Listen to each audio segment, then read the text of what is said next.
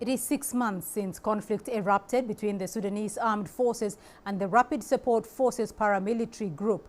The UN says the conflict has created one of the worst humanitarian nightmares in recent history. The fighting that broke out in mid-April was initially centered in Khartoum, but quickly spread to other areas across the country. Cities turned into battlegrounds, claiming the lives of at least 9,000 people and displacing more than 5.6 million. 25 million people are in dire need of humanitarian aid.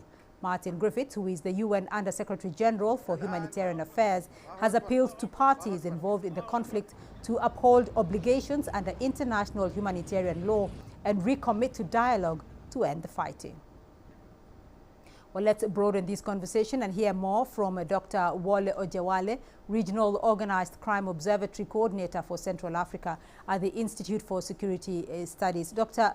Ojewale, thank you for joining us on the program from Dakar in Senegal. It's approaching 6 months since the conflict in Sudan started, but there's been little or no success in resolving that situation.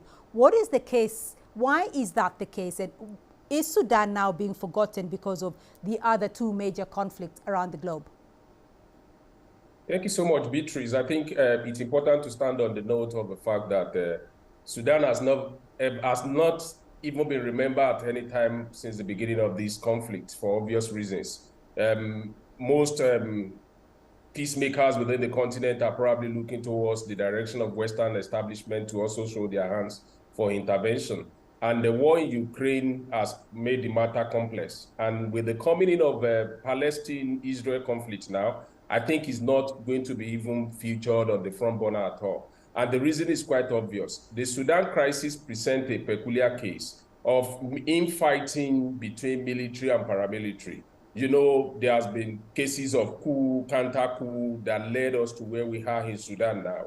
And it becomes very difficult for a country that was originally contemplating transition into democracy, now being caught in this crossfire of war that is between the paramilitary and the military force. So that creates a serious challenge in terms of finding solution and bringing the warring parties to a negotiation table, because it's a battle for supremacy of who has the strongest military might in conquering the other. So what will it take to bring the warring parties together for a peaceful settlement? What needs to be done urgently? I think what needs to be done urgently now is to look in the direction of African agency. And AU and the regional organizations have the duty of care in this regard.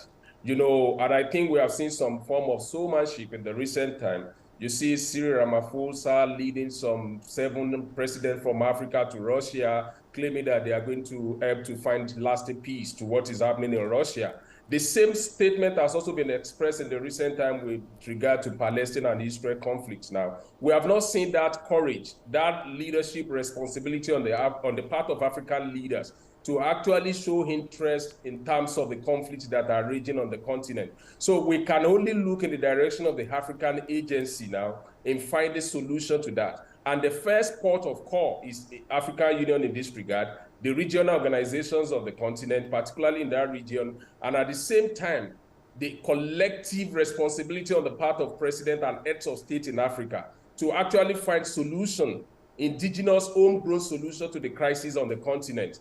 Sudan, #1, and the crisis even in the Republic of Congo. We can't wait for the West. Otherwise, the catastrophe is going to be unimaginable.